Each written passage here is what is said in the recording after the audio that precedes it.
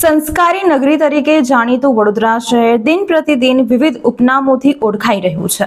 ત્યારે શહેરના દક્ષિણ વિસ્તારમાં આવેલી પંચશીલ સ્કૂલથી માત્ર 100 મીટરના અંતરે વધુ એક મોટો ભૂવો પડ્યો છે। નજીકમાં જ આવેલી સ્કૂલના અવરજવર કરતા બાળકો જો ભૂવામાં પડે તો તેના માટે જવાબદાર કોણ? આ વિષય ચર્ચાનો બની ગયો છે।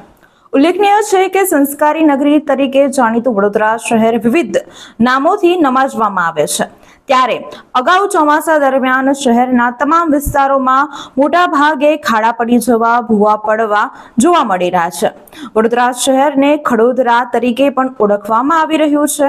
ત્યારે શહેરના અનેક વિસ્તારોમાં નાના મોટા ભૂવા પડતા હોય છે। દિન પ્રતિદિન રોજે નવી ખબરો આવતી હોય છે કે શહેરના આ વિસ્તારમાં રોડ ધોવાઈ ગયો, ખાડા પડી ગયા।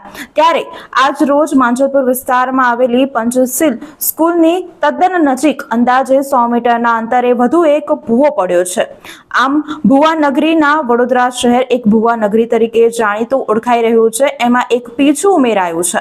ત્યારે આ ભૂવામાં શાળાનું કોઈ બાળક પડી જાય, કોઈ વાહન ચાલક પટકાય એ અગાઉ આ ભૂવાનું સત્વરે રિપેરિંગ કામ થાય એ અત્યંત જરૂરી છે। ઉપવાસ પર ઉતરીશ કાં તો બીજો કોઈ પણ પ્રોગ્રામ કરીશ। આજે હું મારા શરીર ઉપર પટ્ટા મારવાનો, સાંકળ મારીને વિરોધ પ્રદર્શન કરવાનો હતો। વિરોધ પ્રદર્શન નહીં પરંતુ સાંકળ મારીને હું આની માટે માગણી કરવાનો હતો।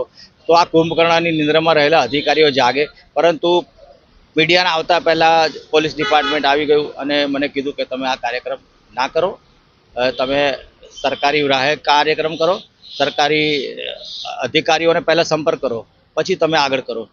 તો મેં એમની વાત માન્ય રાખી અને હવે હું મ્યુનિસિપલ કમિશનર, પોલીસ કમિશનરને અરજી આપી અને માગણી કરીશ। જો 15 દિવસમાં મારી માગણી સ્વીકારવામાં નહીં આવે, પૂરી કરવામાં નહીં આવે તો અહીંયા ઉગ્ર આંદોલન કરવામાં આવશે।